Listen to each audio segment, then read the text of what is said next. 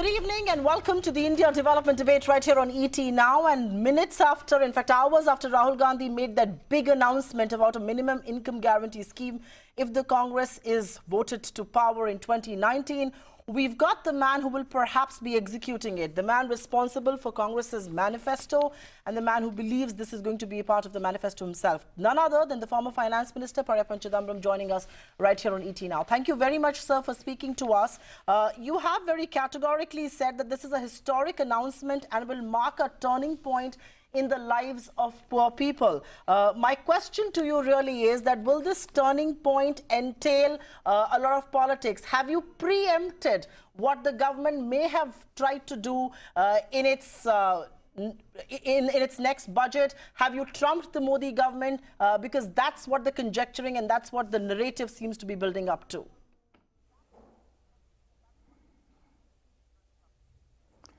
Well, I don't know what they will say in the budget, but the announcement of the Congress president today has nothing to do with the budget. We have been discussing this issue for several weeks now, and we have come to the conclusion that the time has come to wipe out poverty. 140 million people, that is 14 crore, were lifted out of poverty between 2004 and 2014. That's now acknowledged by every think tank, every institution, every body. Now we think that assuring a minimum income for every poor family is a way to wipe out poverty. It's after careful consideration that the Congress president has made the announcement today. We'll flesh out the details in our manifesto and we will implement it if the Congress comes to power. Mr. Chidambaram, you have also stated in a tweet that you put out that the poor of India have the first charge on the resources of the country.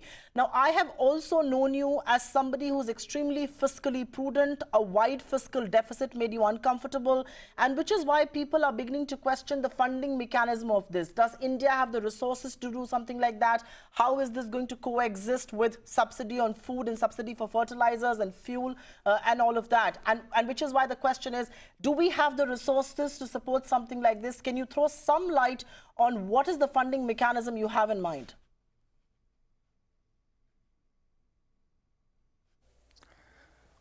Well, you're too loud on my earphone, so I'll answer what I've made out. We give away so much to different sections of the people.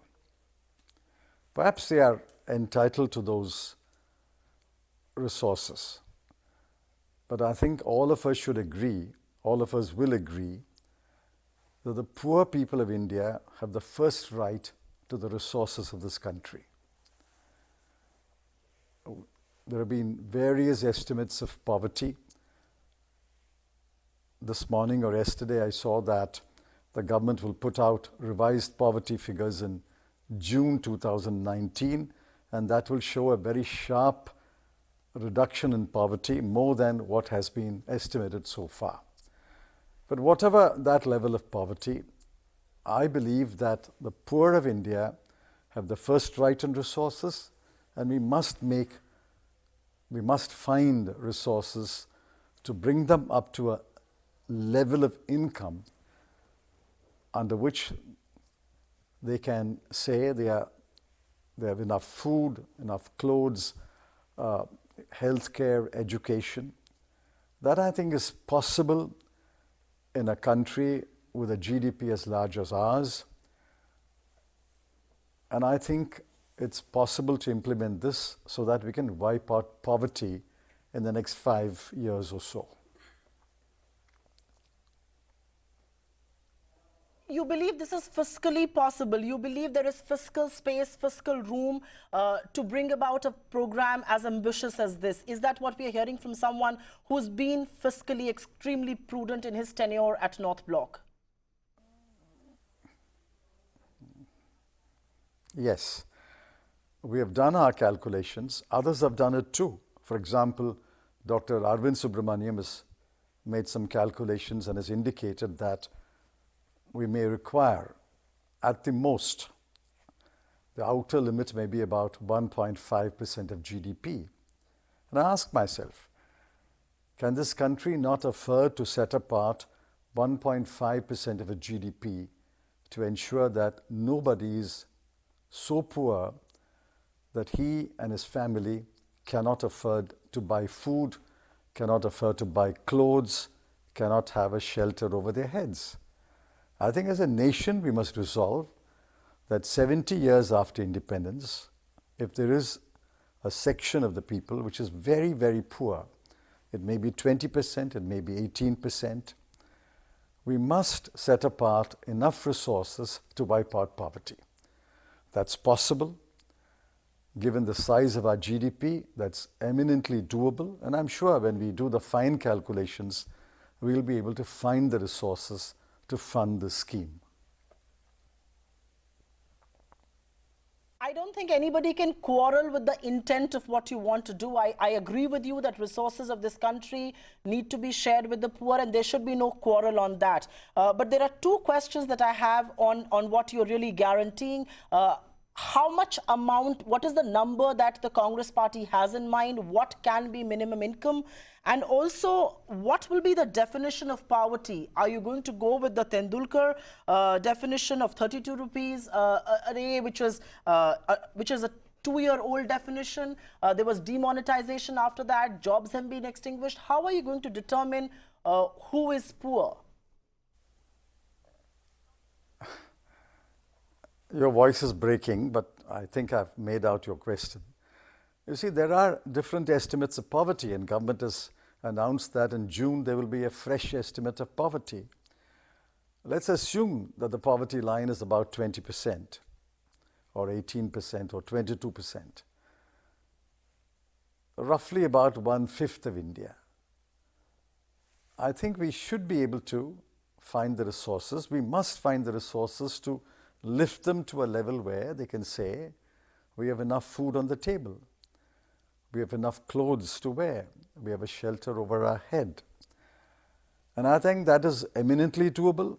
I've given you one estimate made by Dr. Arvind Subramaniam. Other estimates have been made.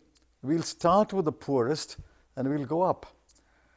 And I think it's doable, and it's not inconsistent with fiscal prudence. It's eminently manageable, consistent with fiscal discipline. Mr. Chidambaram, a very quick question. This government hasn't been able to create the jobs that it had promised when it was in campaign mode in 2014. And that's a conclusion that one must arrive at. But is this also an acceptance of the fact that jobs of the future will be very difficult to create in the numbers we need them, and which is why we are resorting to minimum income guarantee? And it's across the political spectrum. Is there acceptance even by the Congress party in that regard?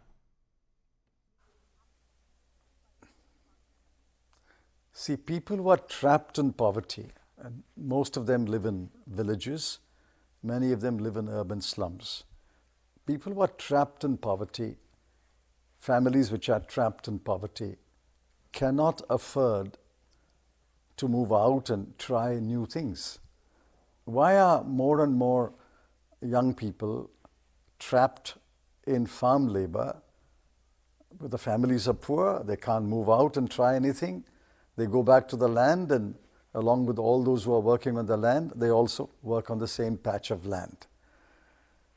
If we must free human beings, free manpower, human power, and let them try a few things, we must assure the family a minimum income. Once the family is assured a minimum income, I think people will try many things. Job creation is yet another problem. We will address that in the manifesto. This government has miserably, utterly failed in job creation. We will address the issue of job creation. But I think freeing people from the trap of poverty, allowing them to break through the circle of poverty, is an important element in releasing the energies of our young people, of our working people.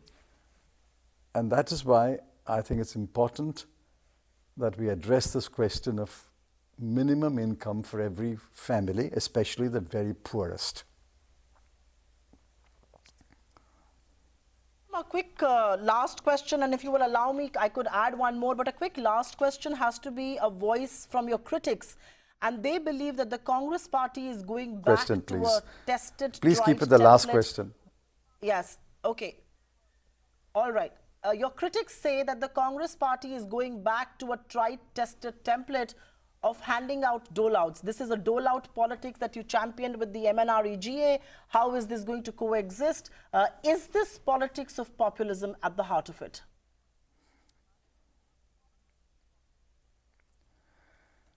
I'm astonished that you should call this populist. This, I think, is an obligation of every society. Maganrega was one step towards ensuring that people don't go hungry. But Maganrega applies only to rural India, and Maganrega is possible only for families which are willing to send their men or women to the village tank or pond or road and do manual labor. So Maganrega has its own limitations. We go beyond Maganrega. What do developed countries do? Developed countries ensure that nobody falls into the trap of poverty by prescribing a minimum wage.